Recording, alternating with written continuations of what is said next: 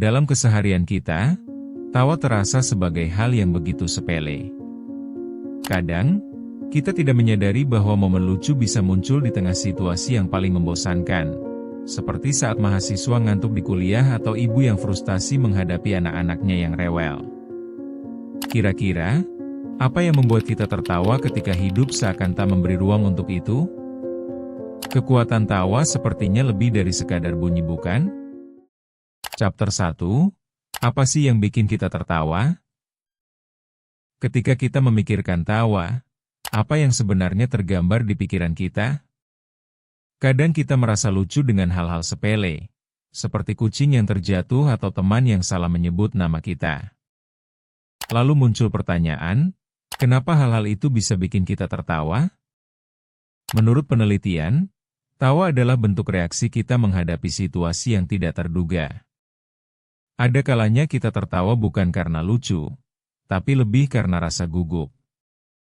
Coba ingat momen ketika kita salah ngomong dan rekan satu tim justru tertawa. Rasanya menggelikan, bukan? Jadi sebenarnya, tawa itu lebih dari sekadar ekspresi. Ia ibarat koneksi sosial yang menghubungkan kita dengan orang lain. Di sini, kita perlu membuka mata.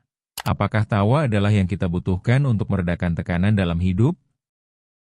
Atau mungkin, itu cara kita untuk merespons kondisi yang kita anggap absurd? Yang pasti, tawa selalu punya cara untuk menyelinap di celah-celah kehidupannya yang monoton.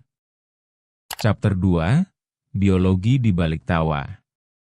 Ada yang bilang, di balik setiap tawa tersimpan reaksi kimia yang cukup rumit. Dalam tubuh kita, tawa memicu pelepasan endorfin, zat yang bertanggung jawab atas perasaan bahagia. Bayangkan, setiap kali kita tertawa, kita seolah memberi tubuh kita hadiah kecil. Tidak heran kalau tawa sering dijadikan alat untuk menghilangkan stres. Tapi, jangan salah, tawa yang berlebihan bisa membuat kita terlihat konyol. Siapa yang ingin beraksi seperti orang bodoh di depan banyak orang? Anehnya, otak kita juga memiliki area khusus yang merespons lelucon dan humor. Seakan ada tombol yang siap menyalakan tawa. Meski terdengar aneh, tawa itu juga dikaitkan dengan cara kita berinteraksi, bahkan dalam budaya berbeda. Misalnya, di beberapa budaya, tawa dianggap sebagai tanda hormat. Jadi, tawa bukan hanya soal lucu-lucuan, tetapi juga bisa jadi jembatan untuk menjalin hubungan sosial. Chapter 3. Tawa sebagai mekanisme bertahan.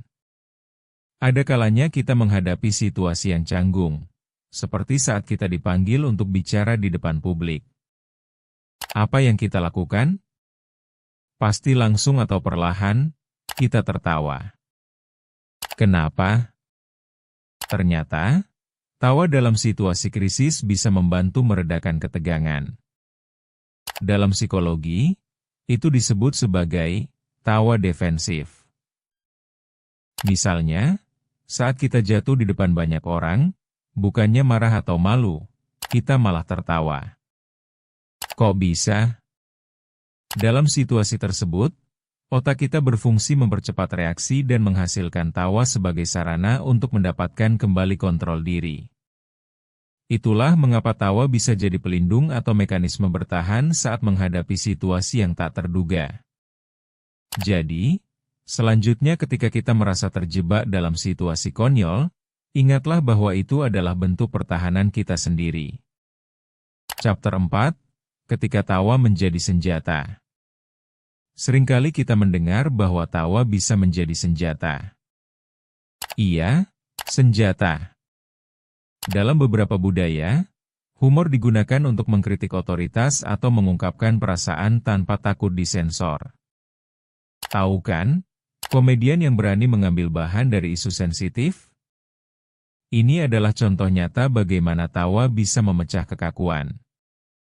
Misalnya, saat seorang komedian membahas tema politik dengan cara lucu, penonton yang tadinya tegang bisa tertawa, selanjutnya mulai membuka diskusi lebih dalam. Tawa bisa jadi perlawanan halus untuk menyampaikan pendapat, bahkan bisa menyentuh isu-isu yang berat. Dengan begitu, kita bisa melihat tawa sebagai karya seni di mana humor bermain di batasan sosial. Jadi, kenapa tidak memanfaatkan kekuatan ini untuk menyuarakan ketidakpuasan kita? Chapter 5, Ritual Tawa di Berbagai Budaya. Setiap budaya memiliki cara unik untuk mengungkapkan tawa. Di beberapa budaya, tawa bahkan bisa menjadi bagian dari ritual. Misalnya, di beberapa suku, tawa dijadikan sarana untuk merayakan kebersamaan. Di sisi lain, ada juga yang menggunakan guyonan di tempat kerja untuk membangun suasana yang lebih akrab. Namun, meskipun tawa membawa banyak positif, tetap ada batasan.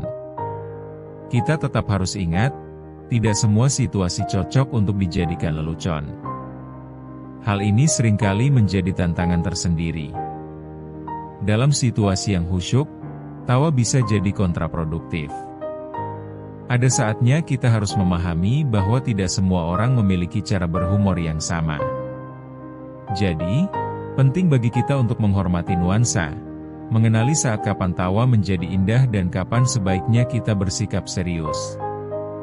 Jangan lupa untuk like, komen, dan subscribe di Memoriaya. Karena setiap hal punya asal.